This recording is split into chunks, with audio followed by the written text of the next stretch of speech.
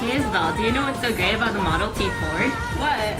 It's affordable. Oh, speaking of Ford, we'll be talking about the 1920s and scientific management. Hello, my name is Christine Lim and this is Crash Course U.S. History. And I'm Isabel Lee. World War I was a little bit before the time that we're going to talk about today, but World War I was important because it led to the economic burst that is important in the 1920s.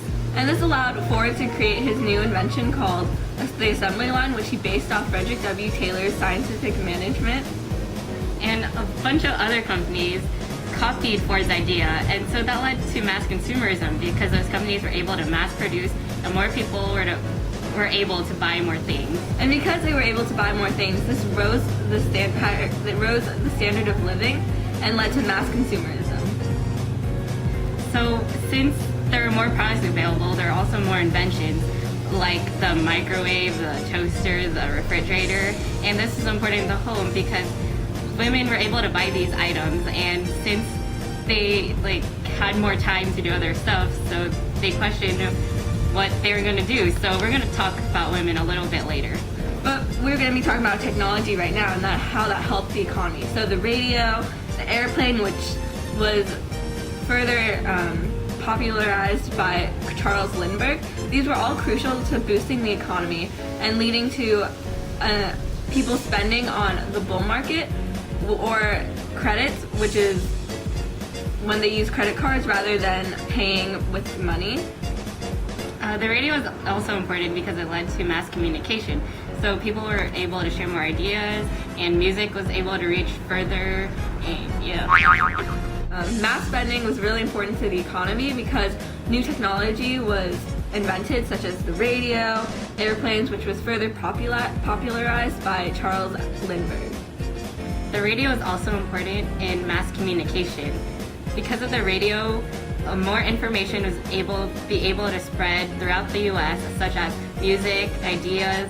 People were able to know what was going on in politics, the economy. So after World War I, everyone retreated to a policy of isolationism, which was America was going to do their own thing while Europe was going to do their own thing. And this led to a social burst, which was known as the Roaring '20s.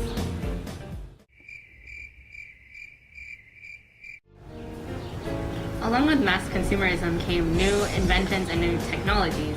This was important in the household because new inventions included like the toaster, the microwave, the refrigerator. So since there are these new technologies, women were able to utilize these, so they had more time for leisure. And this is important because since women did not have to work as much in the household anymore, they would question what they would be able to do from now on. We'll be talking about women a little bit later though. However, this also affected all Americans, not just women, because they could focus on baseball, football, just pastimes, and they could enjoy their time because they didn't have to do tedious processes because they had like toaster or the radio to hear and listen to, and they could focus more on their family as a whole. And in addition, because people became more risky in their business enterprises, they withdrew more money from the bank, and banks gave out more loans, which lowered the interest rates of the bank, and the economy burst boom. The entertainment business is also financed more. The old generation of women focused primarily on the previous ideas known as cult of domesticity, Republican motherhood, and separate sphere. So Republican motherhood is the idea that women should stay at home and take care of their kids because they were considered the morals of society. So their primary occupations were teachers, nurses, and stay-at-home moms.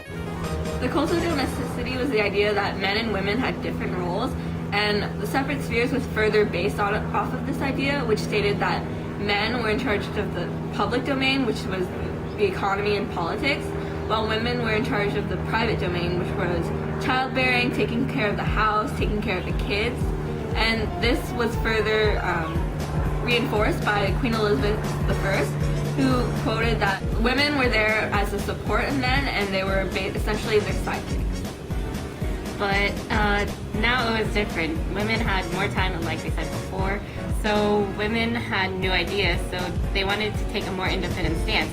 So since they didn't have to work in the household as much, they wanted to be more involved in politics and the economy and have more of a social life. So this gave rise to the flapper movement. Even though not the majority of women weren't involved in the flapper movement, the flapper movement was still pretty big. So women became more risque, they wore shorter hemlines, they wore more risque bathing suits. Some key figures in the women's movement included Alice Paul, Margaret Sanger, and Jane Addams. Alice Paul helped increase the right to vote. She solicited extremely to Wilson during this time, and eventually this led to the 19th Amendment, which gave women suffrage. Margaret Sanger was also a key figure in the women's movement because she advocated for birth control. This was a completely revolutionary idea because women were expected to have children and to take care of them, while birth control offered a contradictory method which gave women the right to have children when they wanted instead of having a bunch of kids. And Jane Addams was in charge of the Hull House, and this was a social movement which helped people in poverty, helped minorities, and helped people have a way of literacy and just assimilating better into society. Even though women played a big role in social changes, the African Americans also had a big role in social changes at this time.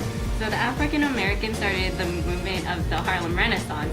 So they started new movements in music, in literature, in fashion. So the music, they give rise to jazz, which became big, and the radio helped propel the popularity of jazz. And there are African American writers and... So some key figures in the Harlem Renaissance include Langston Hughes, Ida B. Wells, and this helped propel the African American movement and helped advocate for change and equality. It wasn't just African Americans, they also influenced a lot of white figures that helped boost the Harlem Renaissance. And along with the Harlem Renaissance, there is also the Lost Generation. And these were the people of the Lost Generation were the veterans who came back from the war. So they had trouble fitting back into society. They needed jobs, but there's a lot of them. And a lot of the people of the Lost Generation were writers. So we'll be talking about the political aspects of the 1920s, which focused on isolationism, which was the idea that America should focus on their own matters and isolate itself from the rest of Europe. And this was primarily because of World War I. So Wilson advocated for the Treaty of Versailles, which called for a League of Nations and for a bunch of nations to have treaties with each other, called for no secret treaties, and called for economic ties. But the House and the Senate were opposed to that. And it also focused on self-determination, which was the idea that a country can rule itself without any foreign influence. And the primary opponent of the League of Nations was Henry Cabot Lodge, and he opposed it vehemently because he didn't want America to focus on outside matters when they were a young nation who needed to focus internally. And because of this, the League of Nations failed dramatically, and you can see in the next World War that peace was not maintained because America did not ratify the Treaty of Versailles, so they were unable to join the League of Nations. And this led America into isolationism. Because of the popularity of isolationism, nativism further became more popular. And this was the primary idea of the Know Nothing Party, which was that America should stay America and minorities should stay out. So as more minorities migrated to the United States, the opposition to immigrants grew. So this was evident in the Gentleman's Agreement between the Japanese government and the U.S. government. So the agreement called that there would be no more Japanese immigrants, but Japanese immigrants currently living in the United States would be given equal opportunities in schools and other social things. And you can see that this further was that further discrimination later in the years of America that the Japanese faced, like Executive Order 9006, which basically forced Japanese immigrants into internment camps, and this was during World War II.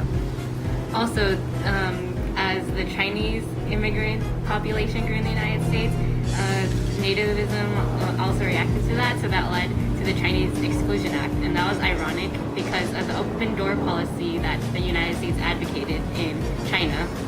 And the open door policy basically said that there would be different foreign influences on China, but it would be an open door. So Britain, US, and France, they all had an opportunity for economic prosperity in China. So after the progressives were in office, which included Taft, Roosevelt, and Wilson, there was a new political idea that governed the government, which was Harding, and he believed in a return to normalcy, which basically put a strike down on progressive ideas and focused more on laissez-faire and other reforms that were garnered towards less government ruling. The idea of prohibition also came up. So that advocated for the 18th Amendment. And so the US was basically split into wets and dries. Wets were against prohibition and dries were for prohibition. Women were also active in prohibition. And however, the Return to Normalcy campaign was further plagued by the Teapot Dome scandal. And the Secretary of Interior under Harding was involved in a corrupt crime, which basically involved him selling illegal land from the military to oil companies for valuable oil. And he made millions off of profits, and he was actually one of the first Republicans in office to be convicted of a felony. Great. So because of Harding's presidency, the Americans were very distrustful of the government because of all the corruption from the Teapot Dome scandal, which made millions off of innocent citizens and gave money to the rich. So that led to a greater division between the wealthy and the lower classes. The wealthy got more richer while the poor stayed poor. So the working class wanted the form of government known as socialism, where the government would support workers, and that led to the formation of unions.